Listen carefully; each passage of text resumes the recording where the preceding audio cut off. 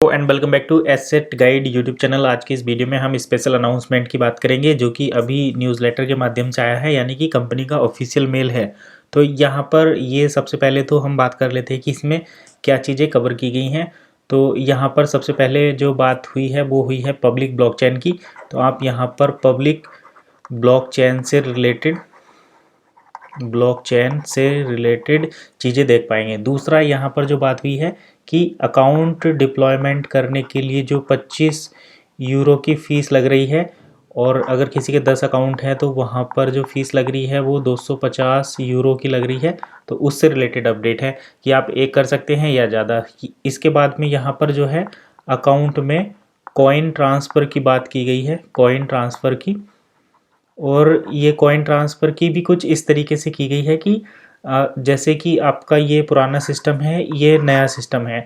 तो यहाँ से आप एक अकाउंट अगर ट्रांसफ़र करते हैं और आपके 4 अकाउंट हैं, तो ये वाला अकाउंट तो आपने यहाँ कर दिया, लेकिन जो ये 3 अकाउंट हैं, क्या आप जैसे आपके इसमें भी कॉइन है, इसमें भी कॉइन है, इसमें भी कॉइन है, इसमें भी कॉइन है, ये यहाँ पर आपने पब्लिक ब्लॉकचेन पर कर दिया, तो क्या इस अकाउंट से फिर इसमें कॉइन ट्रांसफ़र कर सकते हैं या इसमें कर सकते हैं?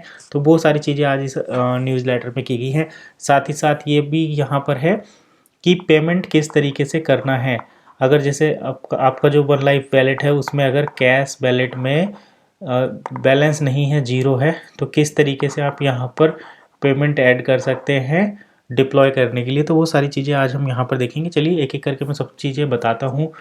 तो हम यहाँ पर आ गए हैं। सबसे पहले तो ये देखिए डिसेंट्रलाइज वन इकोसिस्टम का लोगो यहाँ पर देखने को मिलता है। ये है वन इकोसिस्टम का लोगो, और नीचे यहाँ पर जो डिसेंट्रलाइज सिस्टम है उससे रिलेटेड बातें हुई हैं, तो वो चीज़ें हम यहाँ पर देखेंगे। मैं यहाँ पर इसको हाइड कर देता हूँ। ये देखिए डिप्लॉयमेंट पब्लिक ब्लॉकचेन डिसेंट्रलाइजेशन और how the basis of democracy affect the responsibility decision making and freedom. तो यहाँ पर ये बात कर रहे हैं किस चीज़ की? डेमोक्रेसी की। तो देखिए यहाँ पर डेमोक्रेसी की बात की गई है, और इसने किस तरीके से हमारी रेस्पॉन्सिबिलिटी को प्रभावित किया है, डिसीजन मेकिंग को प्रभावित किया है, एंड फ्रीडम को प्रभावित किया है। तो ये चीज़ें यहाँ पर हैं। तो इसके बारे में तो आप समझ गए होंगे, पॉलिटिकल टर्म है, इसके बारे में मुझे ज़्यादा बताने की ज़रूरत नहीं है। आप यहाँ पर देखिए 18 फरवरी, आज ये 18 फरवरी को ही यहाँ पर हमने देखा था, जो 17 से 19 फरवरी को हुआ था इवेंट। 17 से 19 फ़रवरी को हुआ था इवेंट, जिसमें से 18 फरवरी को यहाँ पर डिप्लॉयमेंट चालू हो गया था। तो इसमें decentralise network is strive to reduce the level of trust. तो पहले क्या था ना, पहले थी प्राइवेट ब्लॉकचेन।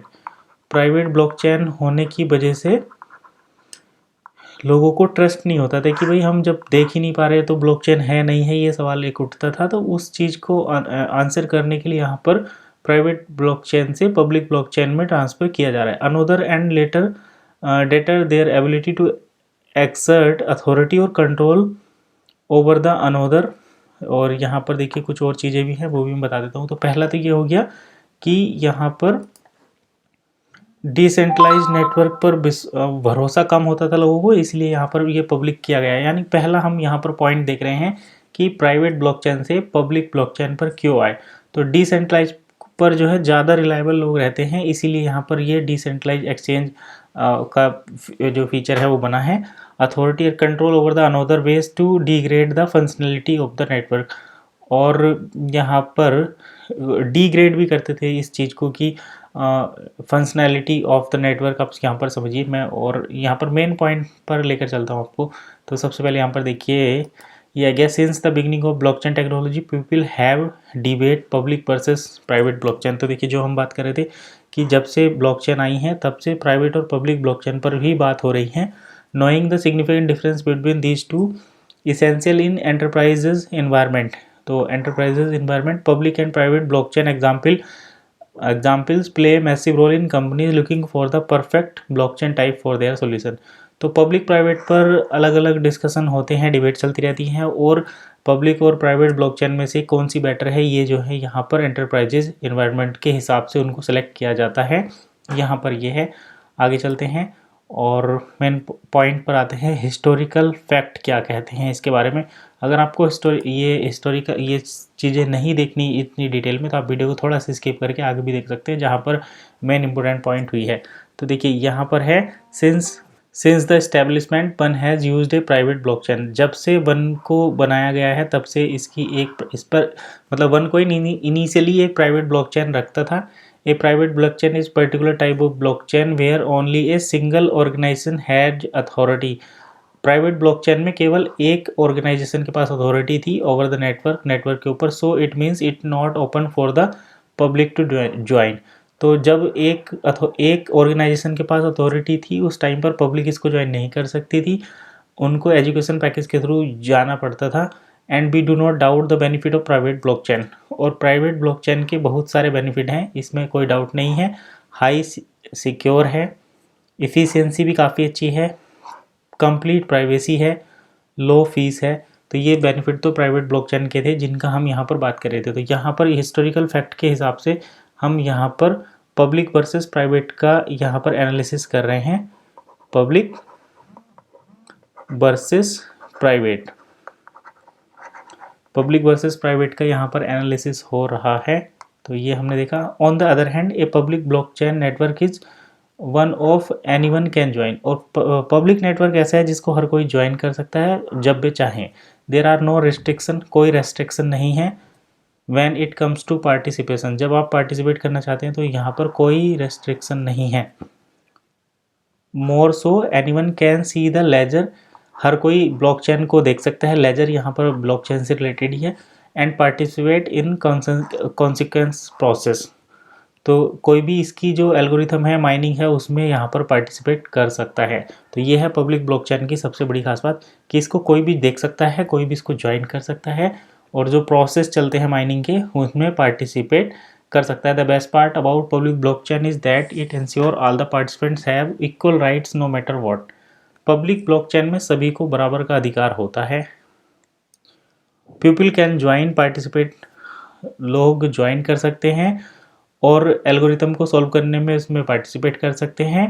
ट्रांजैक्शन के साथ अपने पीयर के साथ उसमें ट्रांजैक्शन भी कर सकते हैं। Public blockchain technology offer highest level और सिक्योरिटी, तो यहाँ पर देखिए पब्लिक को जो है यहाँ पर हाईएस्ट लेवल सिक्योरिटी की बात करी गई है क्योंकि इसमें नंबर ऑफ ब्लॉक्स ज़्यादा होते हैं। Everyone can see the ledger as well as this maintaining transparency, और हर कोई इसमें लेजर को देख सकता है, ब्लॉकचेन को विजिट कर सकता है, ब्लॉक को विजिट कर सकता है, इसलिए इसमें जो है ज़्यादा सिक्योरिटी रहती है। तो ये बेनिफिट यहाँ पर है पब्लिक ब्लॉकचेन का। और हम आगे बात करते हैं नेक्स्ट पॉइंट पर। तो चलिए मैं आगे लेकर चलता हूँ और जल्दी से जल्दी इस इम्पोर्टेंट अपडेट को हम कवर करते हैं। पब्लिक ब्लॉकचेन बेनिफिट, तो पब्लिक ब्लॉकचेन के क्या बेनिफिट हैं वो हम यहाँ पर अब देखेंगे। सबसे पहले तो देखिए हाई सिक्योरिटी। अगर आप हमारी रेगुलर वीडियो देखते हैं तो हमने ये टॉपिक ऑलरेडी कवर किए हुए भी हैं, लेकिन फिर भी मैं यहाँ पर ये सारी डिटेल ना पढ़ते हुए आपको सिक्योरिटी की बात होता हूँ। देखिए अभी ये आज की सुबह की वीडियो में बताया था कि जितने ज़्यादा ब्लॉक रहेंगे उतनी ज़्यादा सिक्योरिटी रहती है। किसी भी ब्लॉकचेन को हैक करने के लिए 50% से ज़्यादा ब्लॉक्स को एक्सेस करना पड़ता है। तो पब्लिक का मतलब होता है कि ये वर्ल्ड वाइड यूज हो रही है और उसमें कितने ब्लॉक्स हैं आप उसकी काउंटिंग नहीं कर सकते, इसीलिए पब्लिक ब्लॉकचेन को हाईली सिक्योर माना जाता है। 5वां नंबर है यहाँ पर फुल ट्रांसपेरेंसी, तो इसको कोई भी देख सकता है, कोई भी ज्वाइन कर सकता है, ब्लॉक को कोई भी वेरीफाई कर सकता है, इसमें कोई भेदभाव किसी के साथ नहीं होता, तो इसलिए इसको फुल्ली ट्रांसपेरेंट माना जाता है। अब हम बात करते हैं अगले पॉइंट्स, क्योंकि यहाँ पर 5 पॉइंट्स जो हैं वो कवर किए गए हैं।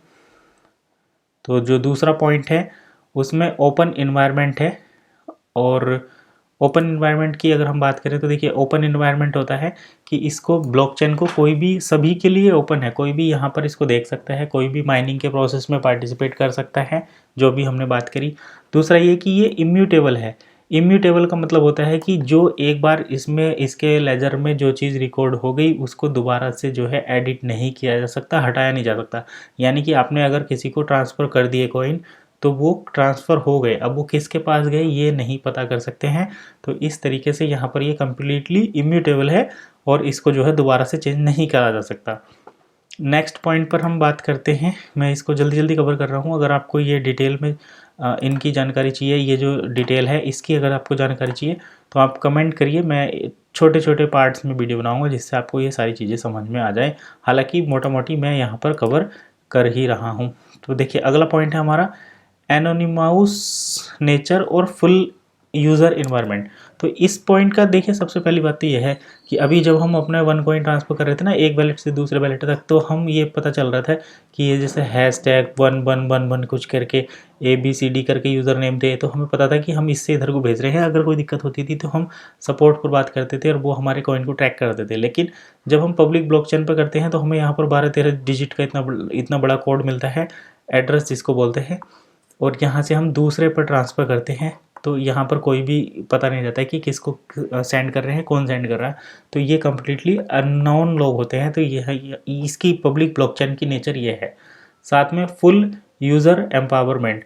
अब देखिए प्राइवेट ब्लॉकचेन के साथ ये दिक्कत आ रही थी कि ज़्यादातर लोग यही कह रहे थे कि वन के पास अपनी कोई ब्लॉकचेन नहीं है, यानी कि उसको फुल्ली यूज़र का एम्पावरमेंट नहीं मिल रहा था। अब जब पब्लिक ब्लॉकचेन आ गई तो हर कोई इसके कॉन्टैक्ट एड्रेस को वेरीफाई कर सकता है, कॉन्टैक्ट एड्रेस को वेरीफाई कर सकता है और इसको एक्सेस करेंगे। तो इससे क्या होगा ना कि ग्लोबल लेवल पर एक इसका यूज़ जो है वो बढ़ेगा। तो फुल्ली एक्सेस यहाँ पर है। नेक्स्ट पॉइंट की अगर हम बात करें तो नेक्स्ट पॉइंट है यहाँ पर, मैं नेक्स्ट पॉइंट भी दिखाता हूँ। देखिए ये है ट्रू डिसेंट्रलाइजेशन। तो ट्रू डिसेंट्रलाइज का मतलब यही है कि पब्लिकली इसको in a public blockchain you will get true decentralization. This is entirely absent in private blockchain networks as everyone has a copy of ledger. It also creates a distributed nature basically. तो ये वही बात है सीधी सी। True decentralise का मतलब होता है कि जितने भी यूज़र होते हैं उसके ब्लॉकचेन के जितने भी यूज़र हैं, जैसे आपके पास अगर बिटकॉइन है और आपने बिटकॉइन अपने पास रखा हुआ है आपके ब्लॉक में या एड्रेस में, तो आपके पास उस पूरे लेज़र की, उस पूरे आपके ब्लॉकचेन का रिकॉर्ड है, उसकी एक कॉपी है। तो कोई आपकी कॉपी को अगर चेंज भी करेगा तो उसको जब ब्लॉकचेन से कनेक्ट करेंगे तो वहाँ पर वो एरर दिखाएगा और कोई भी ट्रांजैक्शन नहीं करेंगे। तो ट्रूली डिसेंट्रलाइज का बेनिफिट यही होता है कि एक लेज़र की कॉपी सभी ब्लॉक्स के पास रहती है। तो ये फुल्ली ट्रू डिसेंट्रलाइज नेचर इसकी है। आगे हम बात करते हैं कि पॉलीगन को ही क्यों चुना गया है, क्योंकि वन कॉइन की ब्लॉकचेन पॉलीगन पर है। तो पहले तो ये कि प्राइवेट से पब्लिक ब्लॉकचेन पर हम क्यों आए, तो पब्लिक के ज़्यादा बेनिफिट हैं ऐसा यहाँ पर बताया गया। तो प्राइवेट की बेनिफिट है लेकिन पब्लिक के साथ ज़्यादा बेनिफिट है और इसको ज़्यादा लोग अडोप्ट करते हैं, इसीलिए पब्लिक ब्लॉकचेन पर आए हैं। अब देखिए हम बात करते हैं पॉलीगन को ही क्यों चुना गया, क्योंकि हो सकता था इथेरियम की ब्लॉकचेन को पर तो थे ही, किसी दूसरी ब्लॉकचेन को भी चुना जा सकता था। तो पॉलीगन को ही क्यों, ये देखिए पॉलीगन को मैटिक नेटवर्क के नाम से जानते हैं और इस टेक्नोलॉजी में ब्लॉकचेन नेटवर्क से कनेक्ट एंड स्केल। तो ब्लॉकचेन नेटवर्क यहाँ पर कनेक्ट हो सकते हैं और स्केल हो सकते हैं। Polygon platform overs using Ethereum blockchain. Polygon network Ethereum की ब्लॉकचेन को यूज़ करता है। कनेक्ट इथेरियम बेस्ड प्रोजेक्ट, और ये ETH बेस्ड प्रोजेक्ट को कनेक्ट करता है। पॉलीगन के प्लेटफॉर्म को यूज़ करके ब्लॉकचेन की फ्लेक्सिबिलिटी बढ़ाई जा सकती है, स्केलेबिलिटी बढ़ाई जा सकती है, sovereignty while still affording the security. तो सोवरेनिटी भी बढ़ाई जा सकती है, स्टिल अफोर्डिंग द सिक्योरिटी। इनके मैं हिंदी में अर्थ बता देता हूँ। देखिए प्रोजेक्ट्स की फ्लेक्सिबिलिटी का मतलब होता है, फ्लेक्सिबिलिटी मतलब लचीलापन इसको कहते हैं। जैसे कि पहले क्या था कि आपको एक वन इकोसिस्टम का पार्ट बनना पड़ेगा तभी आप ब्लॉकचेन को ले सकते हैं, लेकिन अब जब और उसके साथ आपको 110 यूरो का कम से कम एजुकेशन पैकेज बाय करना पड़ेगा तब आप प्राइवेट ब्लॉकचेन से जुड़ सकते थे। लेकिन अब ऐसा नहीं है, अब आप चाहे तो $1, चाहे $2, $5, इससे भी आधे डॉलर के साथ आप इसके कॉइन को होल्ड कर सकते हैं। तो फ्लेक्सिबिलिटी बढ़ गई है यूज़र के लिए। दूसरा ये स्केलेबिलिटी बढ़ेगी। स्केलेबिलिटी कहते हैं कि किसी भी चीज़ को ग्रो करने का प्रोसेस, तो ये भी स्केलेबिलिटी भी यहाँ से बढ़ गई है। अब सोवरेनिटी कहते हैं कि जैसे सोवरेन कहते हैं एक तरीके से कि मल्टी नेशनल होना, जबकि स्टिल अफोर्डिंग द सिक्योरिटी। तो मल्टीनेशनल होने के साथ साथ इसकी सिक्योरिटी भी बढ़ गई। पहले क्या था ना, पहले केवल बल्गारिया से इसको ऑपरेट किया जाता था, या फिर आप इसको कह सकते हैं जब इसको स्विस में बनाया गया था तो स्विट्जरलैंड बेस्ड कंपनी आप इसको बोलते थे। बैकएंड पे बल्गारिया से ही सारे काम हो रहे थे। लेकिन अब सोवरेनिटी बढ़ गई है, मतलब अब जो है डिसेंट्रलाइज हो गया है। तो हर कोई यूज़र के पास इसका अपना ब्लॉक है, लेज़र का रिकॉर्ड रहेगा। तो ये इंटरनेशनल हो गई है और उसके साथ साथ यहाँ पर सिक्योरिटी भी बढ़ गई है। Interoperability structure benefit of Ethereum blockchain के यहाँ पर स्ट्रक्चर के बेनिफिट भी मिले हैं। और यहाँ पर जैसे हमने पहले बताया था कि मतलब जो ट्रांजैक्शन इरिवर्सिबल वाला सिस्टम वो भी यहाँ पर है। तो सारी चीज़ें यहाँ पर हैं। अब polygon use modified pair of stack, तो POS यहाँ पर यूज़ किया जाता है, यानी कि अगर आपके पास कॉइन होंगे, जैसे बिटकॉइन में बड़े बड़े ग्राफिक्स कार्ड लगते हैं माइनिंग के लिए, लेकिन पॉलीगन में या इथेरियम में आप POS यानी कि अपने कॉइन को के साथ आप जो है इसकी ब्लॉकचेन में पार्टिसिपेट कर सकते हैं और रिवार्ड के तौर पर आप यहाँ पर 1 को जो है अर्न कर सकते हैं। तो इस तरीके का सिस्टम यहाँ पर है, जो कि काफ़ी अच्छा माना जाता है। इसमें एनर्जी कंजम्पशन बहुत कम होता है। तो ये एक रीज़न है कि पॉलीगन पर इसको लाया गया है। अब कुछ क्वेश्चन आंसर आ जाते हैं जिनके हम आंसर देंगे। तो do all accounts have to be deploy to the public blockchain? सबसे बड़ा सवाल, जैसे अगर मान लो एक आदमी के पास 10 अकाउंट हैं, एक शख्स के पास अगर 10 अकाउंट हैं, तो क्या 10 के 10 को डिप्लॉय करना ज़रूरी है? तो अभी तक देखिए इस इन्फॉर्मेशन के अकॉर्डिंग आपको ऐसा कुछ भी करना ज़रूरी नहीं है। आप चाहे तो 1 कर सकते हैं, चाहे तो 5 कर सकते हैं, चाहे तो 10 कर सकते हैं। यानी कि आप 1 करो, 2 करो, 4 करो, 6 करो या फिर 10 के 10 करो, ये अपने ऊपर डिपेंड करता है। और यहाँ पर जो एक बात है वो ये कि एक अकाउंट को ट्रांसफ़र करने के लिए आपको लगते हैं 25 यूरो, 2 को करेंगे तो लगेंगे 50 यूरो, ठीक वैसे ही बढ़ते चले जाएंगे। 3 को करेंगे तो 75 यूरो लगेंगे, 4 को करेंगे तो 100 यूरो लगेंगे और 5 को करेंगे तो 125 यूरो लगेंगे। जितना आप बढ़ाएंगे, 6 को करेंगे तो 150 यूरो लगेंगे। यानी कि जितने अकाउंट को आप डिप्लॉय करेंगे उतने ही ज़्यादा यूरो आपके लगेंगे।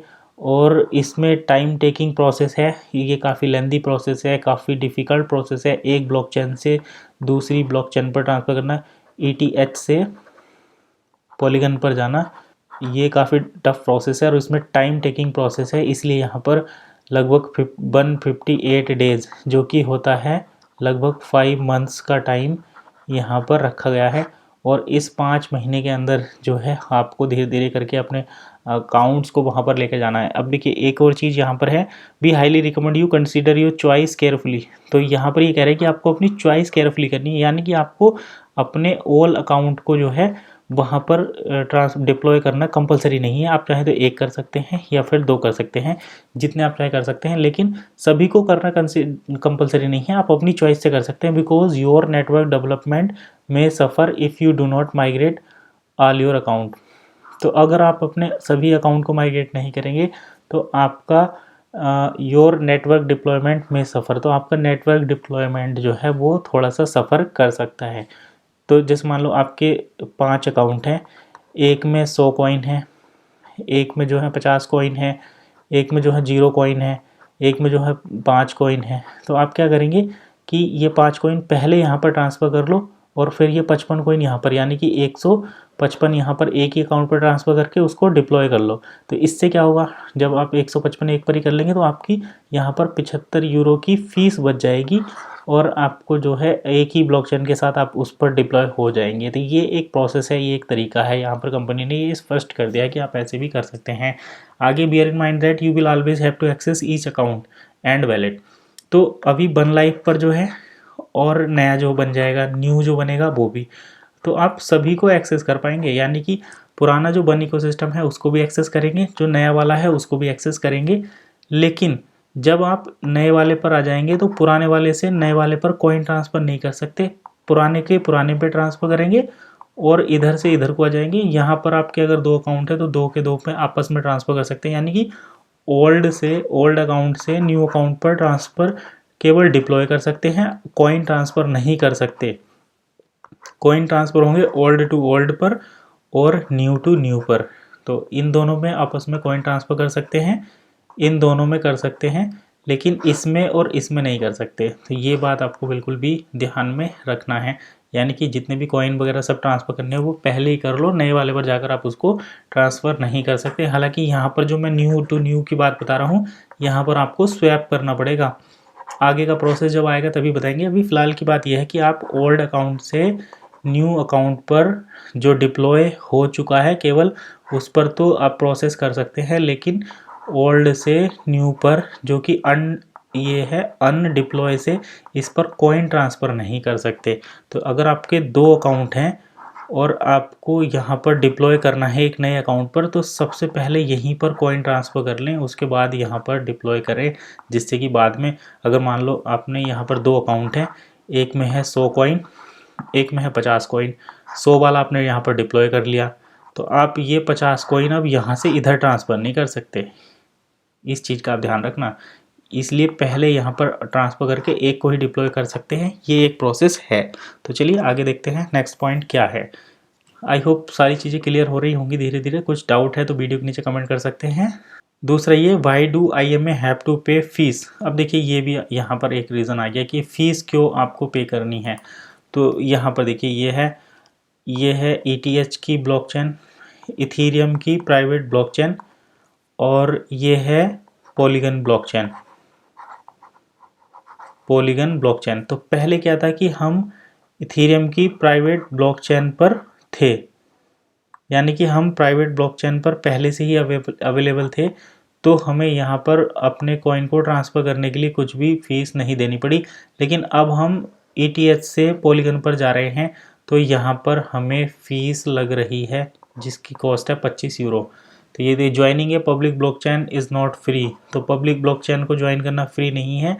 There are fees to be covered from each account separate, है ना, ईच सेपरेट अकाउंट। तो हर एक अकाउंट से फीस यहाँ पर कलेक्ट की जाएगी। And even the company covers a vast amount for the deployment, और कंपनी डिप्लॉयमेंट के लिए बड़ा अमाउंट लेगी। Each IMA should ensure the rest of amount themself. तो सभी IMA को अमाउंट पे करना है। यहाँ पर ये है, यहाँ पर देखिए पहले तो ये कि why do IMA have to pay fees, IMA को फ़ीस क्यों पे करनी है, ये बात है। अब ये कह रहे हैं कि पब्लिक ब्लॉकचेन को ज्वाइन करना फ्री नहीं है, इसलिए यहाँ पर फीस देनी पड़ेगी। लेकिन रीज़न क्या है वो नहीं बताया।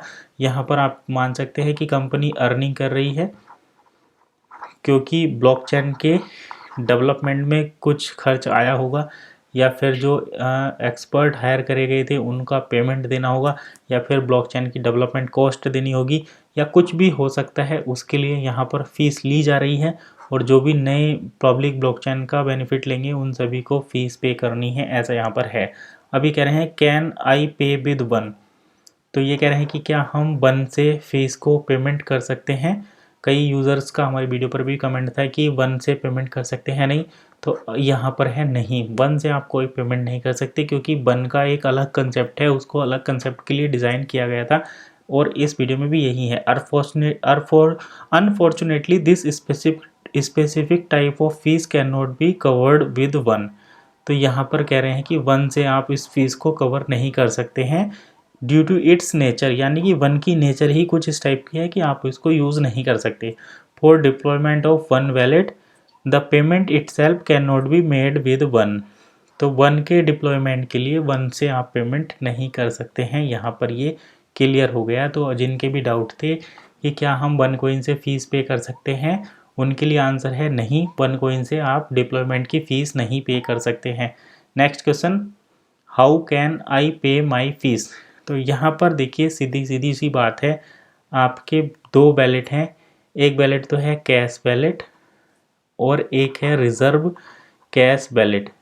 आपके 25 यूरो की जो फ़ीस लग रही है वो 12.5 यहाँ से कटेगी और 12.5 यहाँ से कटेगी, 50-50 कैश दोनों जगह से। अब देखिए कुछ लोग ये कह सकते हैं कि भाई हमारे तो केवल कैश बैलेट में ही 25 यूरो हैं, रिज़र्व कैश बैलेट में हमारे 0 हैं, तो क्या हम पे कर सकते हैं? बिल्कुल पे कर सकते हैं, आप इसी वाले से कर सकते हैं, ऐसा ऑप्शन रहेगा। आप 100% कैश बैलेट से भी कर सकते हैं, या फिर 50 कैश से और 50 रिज़र्व कैश से कर सकते हैं। तो ये यहाँ पर क्लियर है। आगे चलते हैं, how can I cover my fees if I don't have cash in the reserve cash ballot. तो यहाँ पर देखिए इन्होंने एक पॉइंट भी बना दिया। तो अगर आपके पास 50-50 है तो ठीक है, अगर नहीं है you can always use 100% cash payment, ask your upline. और देखिए एक और पॉइंट यहाँ पर है, यूरो में जो 25 यूरो फीस लग रही है उसी से रिलेटेड एक डाउट चल रहा था, काफ़ी कमेंट्स भी वीडियो के नीचे आ रही थी कि हम 25 यूरो की फ़ीस का कैसे अरेंजमेंट करेंगे, किस तरीके से पे करेंगे। तो यहाँ पर ये कह रहे हैं कि आप अपने अपलाइन से कांटेक्ट करो, 100% कैश पेमेंट आप अपने अपलाइन से पेमेंट करो, के लिए कहो, अपलाइन आपके अकाउंट में ट्रांसफ़र करेंगे। और आप अपने अपलाइन को क्या दे सकते हो, आप अपने अपलाइन को कैश दे सकते हो। जैसे कि आपने 1 यूरो पे किया तो आप उसके लिए 87 रुपये जो कि रेट है एक्सचेंज का, वो पे कर सकते हैं अपने सीनियर को।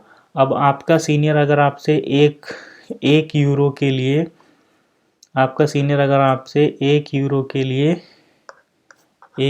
के लिए अगर 87 रुपये से ज़्यादा पेमेंट मांगता है, आपका अपलाइन के लिए मैं बोल रहा हूँ, आपका अपलाइन अगर आपसे ये 87 रुपये का यूरो 110 रुपये में, 125 रुपये में, 150 रुपये में अगर इस तरीके से पेमेंट मांग रहा है, तो आप जो है क्या करना होगा, ऐसा नहीं करना। आपको सपोर्ट पर ईमेल करना है कि हमारा अपलाइन हमसे ज़रूरत से ज़्यादा चार्ज कर रहा है। ये आपको ये पॉइंट बिल्कुल ध्यान में रखना है कि एक लिमिट से ज़्यादा पेमेंट किसी को नहीं करना है।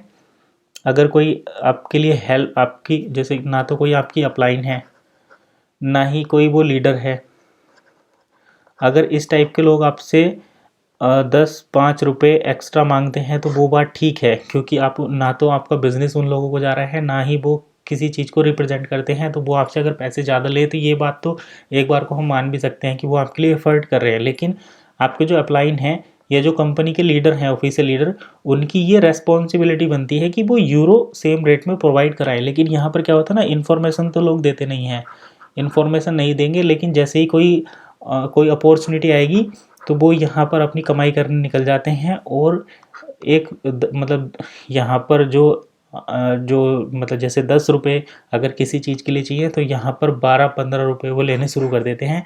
यानी कि एक तरीके से यहाँ पर ब्लैक मार्केटिंग वो करते हैं। तो ये गलत है। अगर आप किसी के अपलाइन हैं, लीडर हैं, तो भी आपको ये भी चीज़ का ध्यान रखना है कि अपने टीम मेंबर से ज़्यादा पैसे नहीं लेने। दूसरा ये कि आप अगर कंपनी के लीडर हैं, तो ये आपकी रेस्पॉन्सिबिलिटी बनती है कि आप रेट टू रेट लोगों को चीज़ें प्रोवाइड करें, ना कि यहाँ पर फ्रॉड गिरदी करें। अगर किसी के साथ ऐसा होता है तो आप सपोर्ट पर मेल करिए कि हमारा अपलाइन या फिर हमारा लीडर हमसे इतने ज़्यादा पैसे ले रहा है। ये आप सपोर्ट पर ज़रूर मेल करिए। आप चाहे तो कंप्लायंस पर भी कर सकते हैं, कंप्लायंस पर भी आप ये मेल कर सकते हैं कि हमसे हमारे टीम के लीडर जो हैं या फिर हमारे दूसरे लीडर बहुत ज़्यादा पैसे मांगते हैं। अब देखिए इसमें होता क्या है, इसमें ये हो जाता है कि जैसे मान लो कोई लीडर है, वो 1 यूरो देगा यहाँ से। अब यूरो का इनिशियल प्राइस देखिए कितना बच जाता है, मैं बताता हूँ। यूरो का प्राइस है 87 रुपये या 85 रुपये।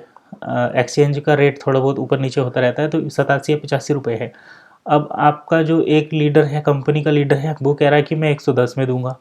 आगे जो है, अब जो टीम मेंबर है वो सोचता है कि भाई जब लीडर कमा रहा है तो हम भी कमा लेते हैं, हम 120 में देंगे। तो यहाँ पर देखिए 90 से 10 110, यानी कि 20 यूरो तो यहाँ बढ़ गए, 10 यूरो यहाँ बढ़ गए। अब और कोई अगर आ जाता है तो 10 यूरो वो बढ़ा देता है, तो 40 यूरो सीधे बढ़ जाते हैं यहाँ पर। अगर 40 भी नहीं तो 20 तो बढ़ ही रहे हैं। ये देखिए कंपनी का लीडर भी 20 तो बढ़ा ही रहा है ना डायरेक्टली। तो ये गलत है और ऐसा नहीं होना चाहिए। आपको रेट टू रेट देना चाहिए जो भी एक्सचेंज के रेट हैं। अब रही बात, कुछ लोग ये कहेंगे कि भाई हमें तो मंगाने में खर्च होता है। तो देखिए, बिटकॉइन से पेमेंट होता था, यूएसडीटी से पेमेंट होता है। बिटकॉइन में ट्रांजैक्शन कॉस्ट लगती है, हम ये मानते हैं, लेकिन यूएसडीटी में कोई कॉस्ट नहीं लगती। इसमें 3 से 4 ट्रॉन लगते हैं।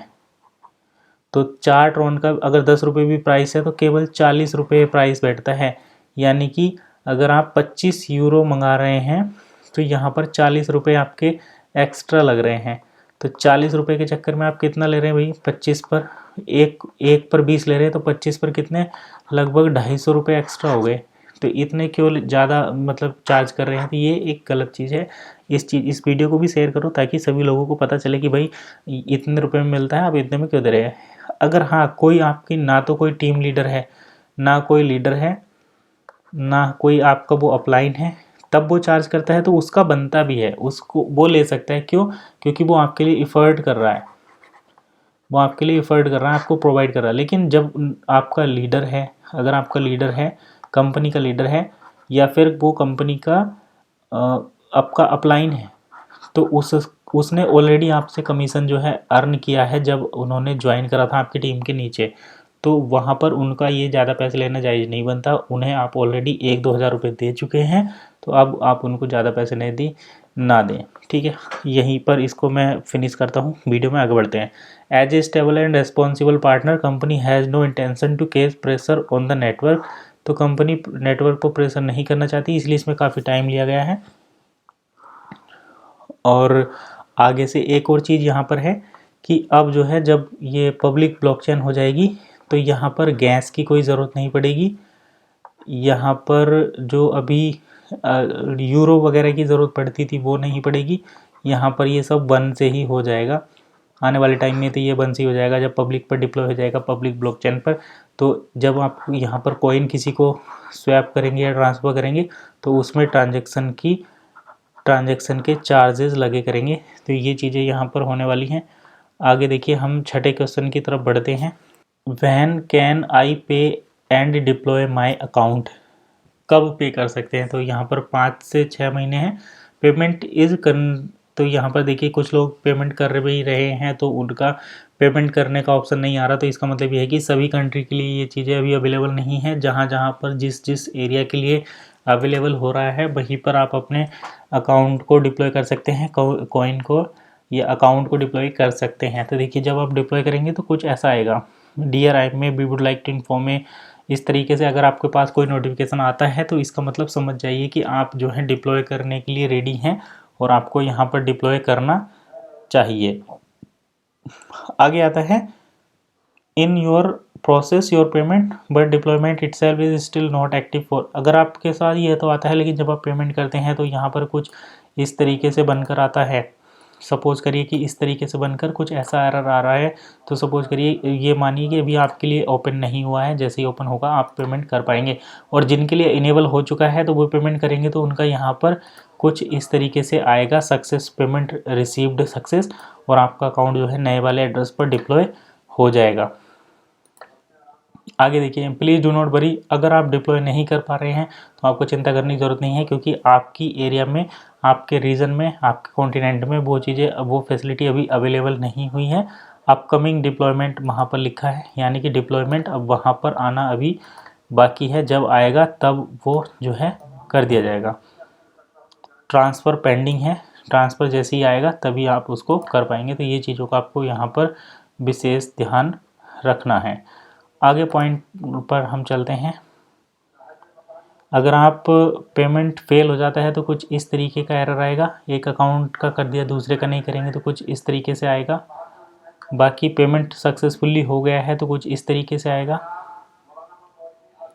और इस तरीके से आप उसको देख पाएंगे जैसे ही आपका डिप्लॉयमेंट होगा।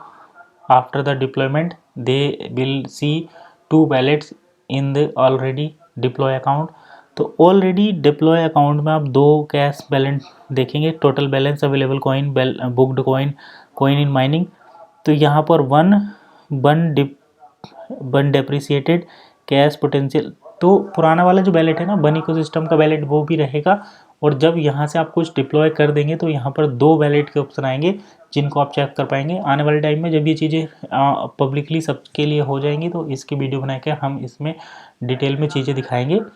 ये कि वन डेप्रिसिएटेड, तो वन तो वो रहेगा जो आपके अकाउंट में वन अवेलेबल है, लेकिन जब वन डेप्रिसिएटेड हो जाएगी, यानी कि वो हो सकते हैं जो कि दूसरे पर ट्रांसफर हो जाएंगे, उनको आप इस तरीके से चेक कर पाएंगे। और यहाँ पर देखिए, view full history migrated from B1 to, और इस तरीके से यहाँ पर आपको चेक कर पाएंगे कि आपके ये इतने वन कॉइन जो है इस डेट को 0.36 जो है नए वाले बैलेट पर डिप्लॉय हो गए हैं।